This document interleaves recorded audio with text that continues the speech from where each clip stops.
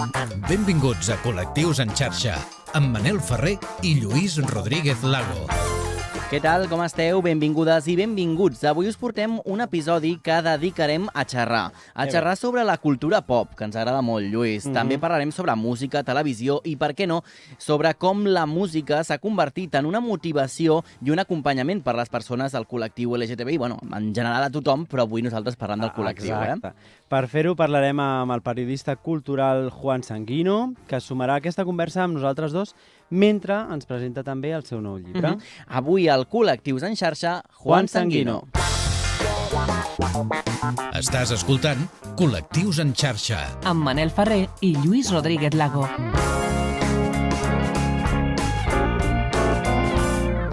I no el farem esperar més, volem saludar el nostre convidat d'avui, Juan Sanguino, periodista cultural i conegut pels seus articles a El País, a Icon, i també per ser un dels majors referents de cultura pop als mitjans de comunicació i també ara a les xarxes socials. Entre els seus temes predilectes es troben Eurovisión, anda, Com nosaltres, sí. Operació Triunfo, anda, com nosaltres també, i tota la factoria de Telecinco, que amb ell comentarem i que segurament ens dirà que juguen un paper clau en la cultura pop d'aquest país. Juan Sanguino compta amb diferents llibres publicats, l'últim d'ells, Apriétame más fuerte, el año que Mónica Naranjo desató 1 millón de chonis, maricas y marujas. Al saludem ya. Juan, ¿cómo estás? Bienvenido. ¿Qué tal? Hola, ¿qué tal, chicos? Gracias. Es la primera vez que Dime. escucho mi nombre ¿Sí? al unísono pronunciado por dos personas. Ah, hombre. Somos así de folclóricas en parte también, sí. Juan. Por empezar un poco por el principio, ¿cómo podríamos definir el concepto de cultura pop? Pues la cultura popular es básicamente cualquier artefacto, cualquier elemento, cualquier símbolo, cualquier producto que sea abrazado por un colectivo, por así decirlo, de personas. Puede ser un colectivo minoritario o un colectivo mayoritario.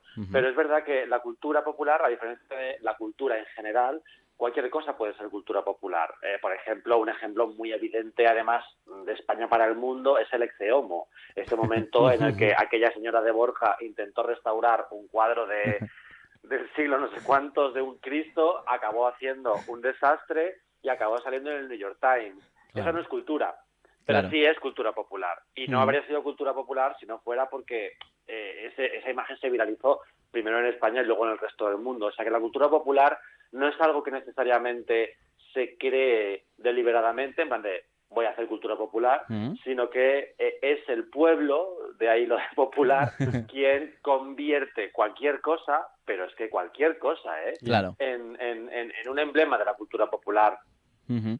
Mira, ahora, Juan, me he quedado pensando en eso que decías, que es nosotros tenemos como muy interiorizado cuando saludamos a los invitados, que lo hacemos a doble voz, que me ha recordado mucho a las galas estas de José Luis Moreno, que habían como 4 o 5 presentadores a la vez, ¿no? De estas galas televisivas, ¿no? Que la hacían un poquito así, que se iban repartiendo las frases y las palabras una a una. Esas galas yo creo que también son cultura popular de nuestro país, también las galas de José Luis Moreno, ¿no? Y todo lo que pasó también en toda esa época, que al final le acabó muy mal José Luis Moreno, que justamente no sé dónde debe estar ahora mismo José Luis Moreno, porque quedó el tema un poco perdido, ¿no? Pero esto forma parte también, luego hablaremos de televisión, pero también de nuestro ADN, ¿eh? Sí, sin duda. Al final es verdad que yo no sé, y me provoca mucha curiosidad, lo descubriremos si llegamos vivos, cuando la generación Z, los chavales que ahora tienen pues 20, 25 años, tengan 40 o 50 y sean nostálgicos de su propia juventud. Claro. ¿Qué coño van a utilizar como fetiches? Porque al final nosotros, la generación X, la generación millennial, tenemos unos fetiches muy claros porque nos criamos en un momento de monocultura. Estaba a punto de cambiar todo con la llegada de Internet, que se fragmentó todo, pero en los 80, los 90... todos veíamos la misma tele, le escuchábamos la misma música y veíamos las mismas películas y comentábamos los mismos temas. Ahora está todo tan súper fragmentado y todo es nicho y mainstream a la vez. Es como el mainstream de Schrödinger, ¿no? Todo puede ser nicho y Samantha Hudson es nicho y es mainstream. Es contracultura y es sistema, en cierto modo también. Entonces, en ese sentido es curioso porque estas galas televisivas, cualquier cosa que pasara en la televisión de los 90, cuando todos teníamos 5 canales, era cultura popular inmediatamente, incluso a pesar o quizás especialmente gracias a que solo lo viéramos una vez. Claro. Y eso yo lo vi muy claro cuando escribía el libro de Palabra de Mujer. Todo el mundo recuerda descubrir a Mónica Naranjo de sorpresa a sorpresa. Fue como si ella saliese de la nada, bajase del techo y se convirtiese en una superestrella del pop. Pero eso es un recuerdo colectivo. En verdad mucha gente ya conocía a Mónica porque su disco ya era top 10 en la lista de ventas. Pero al no tener YouTube en aquel momento y no poder ver y rever lo que pasaba, pues todo ocurría una vez. De ahí que saliese aquella leyenda urbana tan esperpéntica de Ricky Martin en la mermelada, porque no había manera de comprobar que no existía. Claro. Entonces era muy fácil creerse que sí existía. Hoy en día eso es imposible porque con el soporte digital es muy fácil consultar si ese programa se había emitido, pero en aquel momento no. Entonces la cultura popular, la monocultura tenía algo de comunidad, creaba comunidad y además creaba momentos efímeros que la gente recreaba al contarlos al día siguiente en la oficina, en el colegio. Y era un ejercicio también, pues eso, de crear un vínculo, ¿no?, con los demás compañeros y los demás trabajadores. Juan, en tu caso, te has alzado como una de las voces autorizadas en nuestro país cuando se busca un perfil que haga un comentario sobre la cultura más trash, ¿no? ¿Esto se estudia o se basa en lo que has aprendido tú en tu propia vida? Porque yo creo que Manel, yo y mi amigo Sergio Vega podríamos ser catedráticos también de algunos temas porque tenemos una información en la cabeza que a veces no sabemos si sirve o no sirve para algo. Pero tenemos. Completamente inútil, que seguro que vuestras madres también nos decían, cuando estabais con las revistas, decían, pero ¿para qué quieres tantas revistas? ¿Pero para qué quieres todo esto? Yo no me acuerdo del nombre de mis primos, pero sé todos los nominados a los Goya de los últimos 30 años. O sea, hay como... cada uno pues utiliza el cerebro para lo que quiere, ¿no? En mi caso es curioso, sí es verdad que me llaman mucho y soy súper afortunado porque al final he podido dedicarme a hacer algo que me apasiona, lo cual es un poco perverso luego, porque claro, al ser autónomo yo estoy siempre trabajando de alguna manera. Entonces en mi tiempo libre también leo cosas y consumo cosas que son para el curro y es como, claro, el que es médico, es muy fácil que tú eres médico, tú acabas de trabajar, un funcionario se va a su casa y hace otras cosas. Para mí no está tan claro, pero es verdad que yo era profe de inglés antes, entonces como que me encontré con el periodismo súper de casualidad, estudié filología inglesa, con lo cual digamos que mis intereses como periodista se han ido forjando un poco sobre la marcha y al principio me interesaba mucho más todo el tema Hollywood, todo el tema, era muy mitómano, me gustaba mucho leer de pequeño a Terence Moyes, por ejemplo, esta idea de las estrellas de cine como ídolos de las estrellas del cielo, ¿no? Pero luego, sobre la marcha, vi que en el fondo lo que le interesaba a los lectores era lo español, y el kitsch español, lo hortera, lo cutre, lo acomplejado de la cultura popular española. Es algo que al final solo podemos hacer nosotros. Es decir, un perfil de Julia Roberts lo puede hacer cualquier americano y lo puede hacer mejor que yo. Pero al final, estudiar un poco la trayectoria y la imagen pública de Maribel Verdú, pues es una cosa que solo podemos hacer aquí en España. Con lo cual, a mí me animaba a ir también más por esos temas. Claro. Perquè els pols oposats també s'atreuen, escolta Col·lectius en xarxa.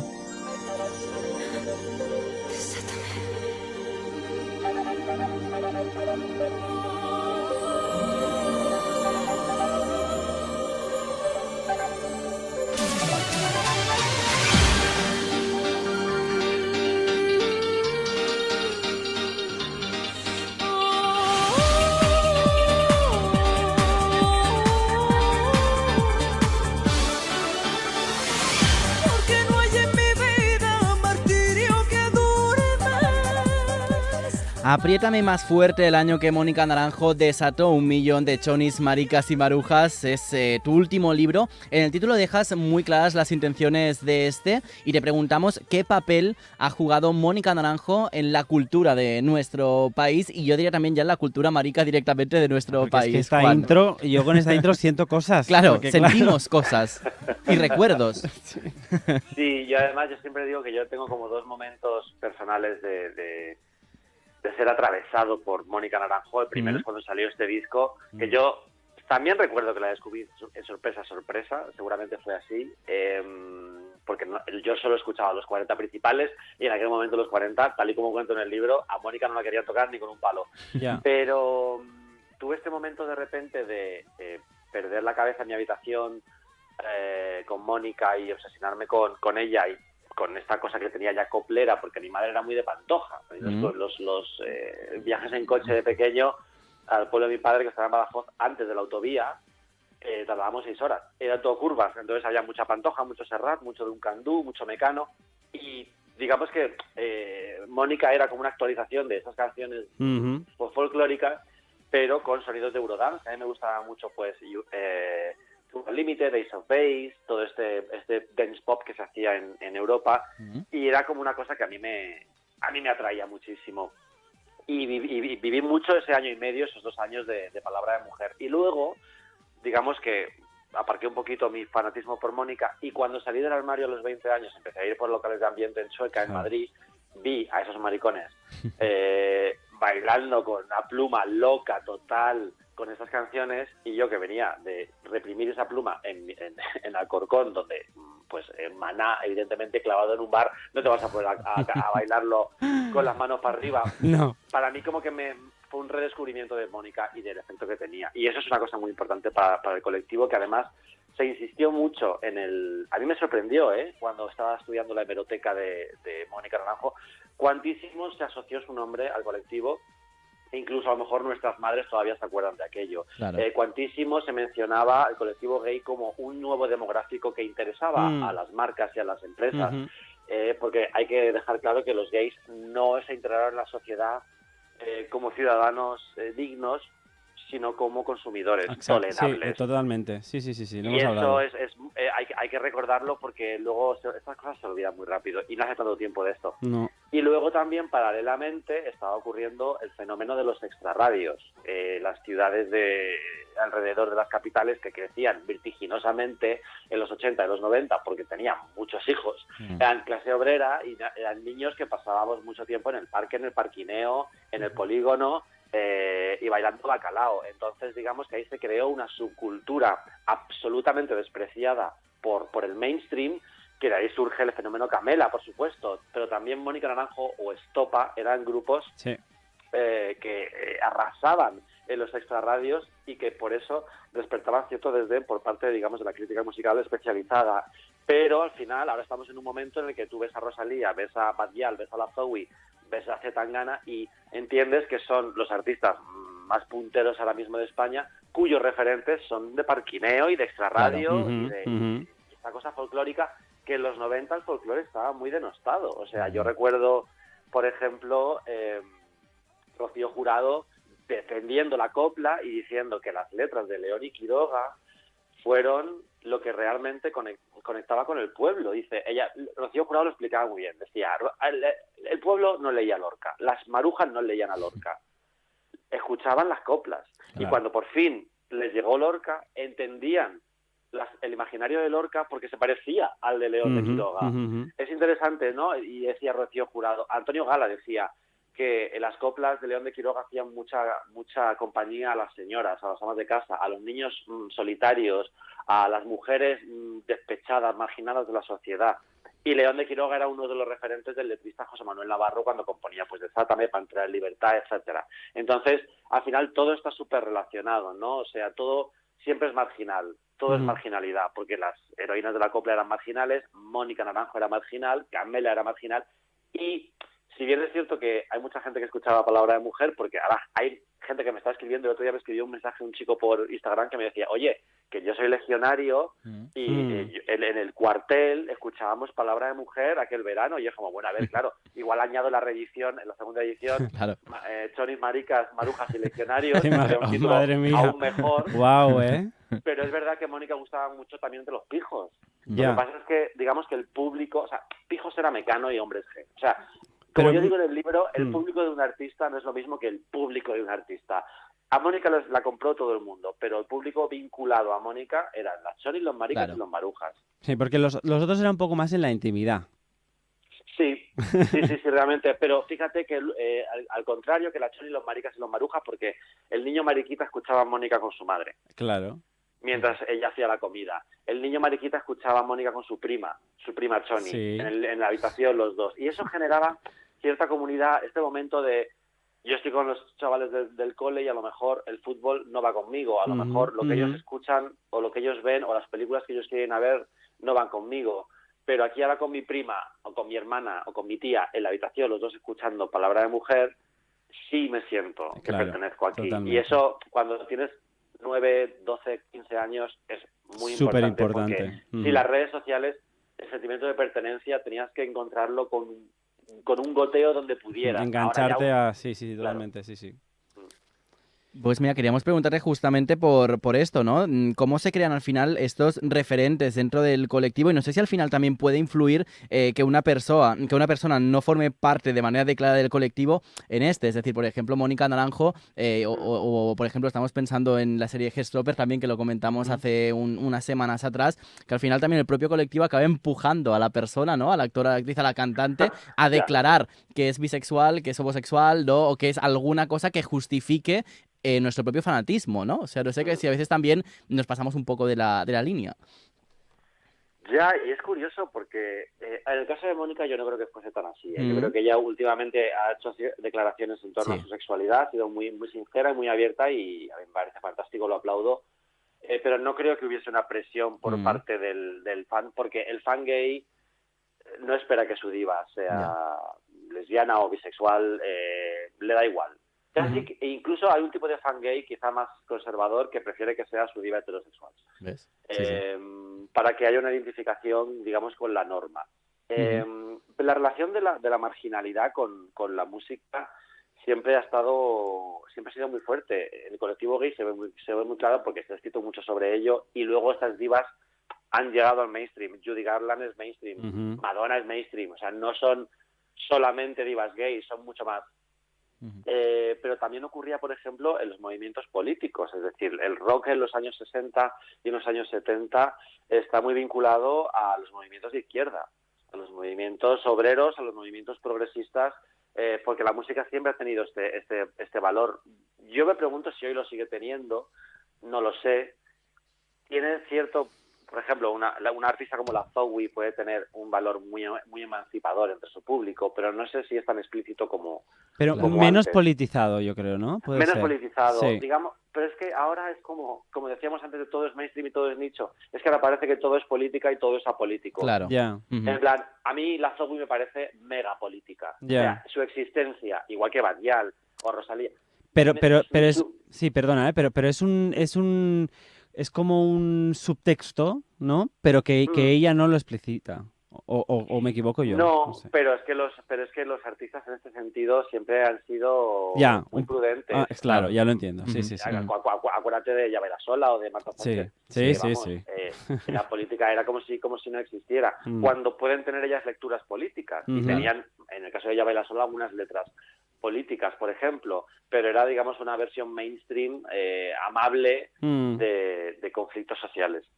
Mira, dentro de unos días se celebrará un año del día en el que María del Monte salió del armario en el Orgullo de Sevilla. Vamos a recordarlo. Sepáis, antes de bajarme de aquí, que soy una persona más de todos los que estamos aquí y de todos los que forman parte del mundo. Bueno, esta declaración, ¿qué supuso para ti el paso hacia adelante de María del Monte? ¿Se puede considerar un poco la referente, aquí lo hemos hablado alguna vez, de toda esa gente mayor que quizás pensaba que jamás saldrían del armario y que con este gesto lo vieron como más cerca, lo más probable? Eso debería decirlo cada persona de la generación de María del Monte. En el caso, como María del Monte, digamos, mediáticamente, que es como yo la puedo percibir solamente, creo que sí que da visibilidad, y pasa también con Jorge Cadaval, sí que dan visibilidad a un tipo de miembro del colectivo que no sale tanto en la tele, porque es verdad que siempre se hace como el mariquita, pues es de entre 20 y 30 años, normativo, delgado, guapo, guapísimo, muy petarda.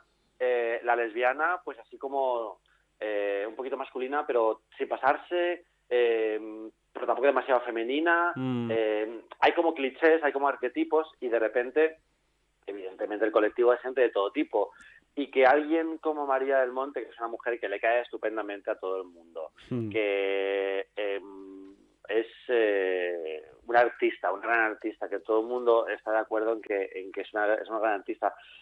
Igual gente de la generación de nuestros padres puede reconocer más, digamos, el amor, o sea, entender la diversidad sexual a través del amor. Por eso yo entiendo las críticas contra el lema Love is Love, pero yo entiendo que para mi madre es necesario Love is Love, porque mi madre es la manera que ella puede aceptarlo mejor, o que ella puede no aceptarlo, sino entenderlo mejor.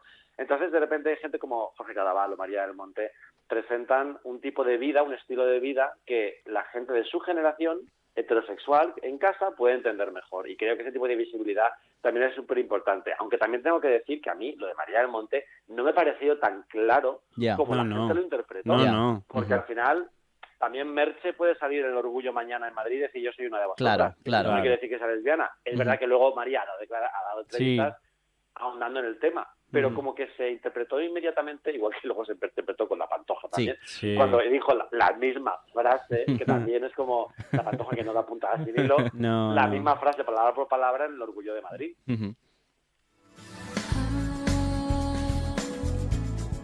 ¿Cómo hemos cambiado? Qué lejos ha quedado aquella amistad. En 2020 publicaste el libro Cómo hemos cambiado, en el que explicas a través de la cultura pop la evolución de la población. En este te apoyas en hits históricos como cuando a Sabrina se le escapó un pecho en televisión, el crimen de Alcácer y su cobertura mediática, del que aquí hemos hablado también, el boom de Messenger y cómo todos pasamos allí pegados horas y horas. ¿Crees que se usan suficientemente estos argumentos para ser estudiados como sociedad? Bueno, yo creo que se usan demasiado. Te lo dice alguien que forma parte del problema. Creo que ha habido un efecto péndulo muy grande, porque cuando nosotros éramos pequeños, la cultura popular solo existía en las calles. Solo existía en las calles, y las revistas como de Usar y Tirar, pues a Nuevo Vale, como revistas para adolescentes que no tenían ningún tipo de caché cultural, ¿no? Y luego, cuando la generación millennial creció y empezamos a ocupar, digamos, puestos de referencia, pues como periodistas o como escritores o como youtubers o como influencers, o pienso ahora, por ejemplo, en el caso del podcast de Cuarto Millennial de Andrea estaba Ayala, pensando en eso mismo yo ahora. súper amigas mías, que me encanta el podcast, pero digamos que ese podcast se llama Cuarto Millennial porque es un podcast muy millennial y que hace 20 años no tendría ningún sentido, y dentro de 20 probablemente tampoco lo tenga. Los millennials somos muy pesados con nuestra cultura popular, y eso lo expresaba muy bien Berto Stonelis, que estuve el otro día viéndolo aquí en la Fundación Telefónica en Madrid, que dio una charla, y él decía: cuando yo era pequeño, cuando yo era adolescente, estábamos deseando hacernos mayores. Sí.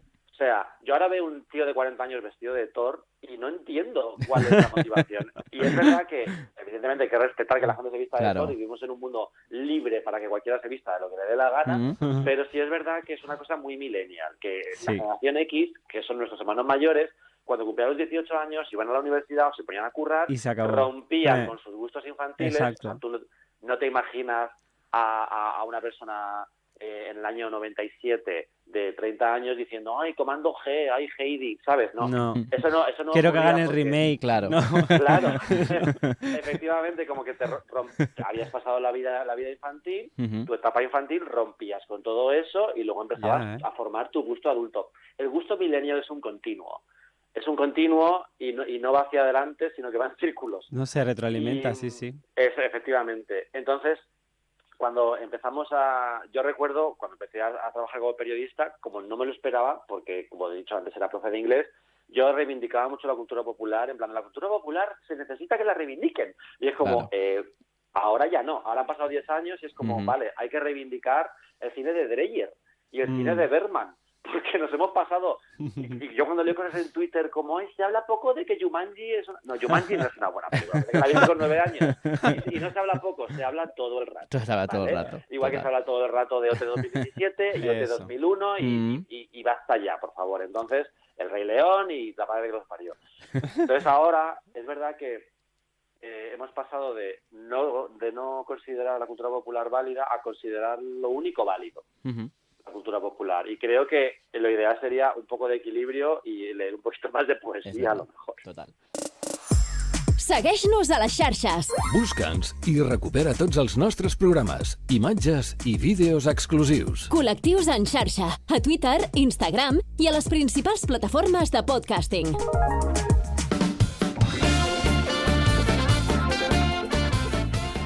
Y en estos 3 minutitos que nos quedan más o menos, vamos a hablar ahora de televisión y también de realities, 2 conceptos que sin duda, Juan, son también básicos para entender el ADN de nuestro país. Y hace casi un año tuviste y viviste en primera persona la experiencia de estar en un reality. Estamos hablando de Traitors España, un reality que ha triunfado en Reino Unido, en Australia, Estados Unidos. Vamos a escuchar un fragmentito y ahora lo comentamos qué supuso para ti. Bienvenidos a lo que será vuestra residencia durante el tiempo que permanezcáis en el juego. No puedo imaginar, estando aquí, cómo te cambia la percepción de la gente. Te das cuenta de que realmente ninguno es como antes. O sea, que empezar a pensar de vuestro vagón, cada uno de vosotros quién es. Se van a forjar 2 bandos, 2 facciones enfrentadas. Porque siempre pareciste falso, amor. ¡Ey! ¿Te crees que no estoy flipando? ¿Y qué tiene que ver? ¿Yo te he atacado a ti para defenderme yo? Una operará en la sombra, a través de la mentira. Juan, no sé si esta experiencia cambió también en ti la percepción que tenías del mundo de los realities, si le viste un poco más el cartón pluma a todo o te reafirmaste un poco en lo que es la mecánica compleja de un reality. Las dos cosas. Las dos Porque cosas. por un lado, yo conocía mucho el mundo reality y había leído mucho sobre ello y había escrito mucho sobre ello, entonces había una parte del reality, digamos, la parte performativa del reality, o yo sabía que los tiempos de espera eran largos, que es cansado, o sea, eso más o menos una persona que esté al tanto lo sabe. Pero no me imaginaba hasta qué punto se te olvida. Ya. Incluso aunque tengas una puta cámara en la... Claro. Perdón por decir tacos. Que yo también soy muy de esta radio, soy muy marica, muy choni y muy maruja. Total. Y es eso, o sea, yo recuerdo estar hablando con mis compañeros de estrategia o de lo que fuera y que de repente venga el cámara y tú dices, te pones así un poquito más de lado para que salga mejor, pero luego enseguida se te olvida. Claro. Y eso yo, fíjate que pensaba que no era así. Y me sorprendí a mí mismo olvidando las cámaras. Es Pues curioso fíjate. cómo es el ser humano, ¿eh? Sí, totalmente. Y esto reafirma un poco pues lo que hemos visto en televisión. Y para acabar, no podemos acabar esta conversación contigo sin hacer referencia a estas últimas páginas que está escribiendo Sálvame. Ya hago servir el vocabulario de estos últimos días, las últimas páginas, las últimas horas de Sálvame. Juan, como seguidor del programa, también como compañero y supongo que también amigo de Jorge Javier Vázquez, porque colaboráis en un audio podcast juntos, y como crítico de tele, ¿qué crees que supone el final de Sálvame también para nosotros? ¿No sé si al final nos hemos acabado creyendo que con el fin de Sálvame se acaba casi el mundo, o hay una parte de razón que sí que se acaba algo con el final de este programa? Lo que se acaba con Sálvame es la televisión con posibilidades. Nosotros crecimos en una televisión llena de programas en directo. ¿Qué apostamos?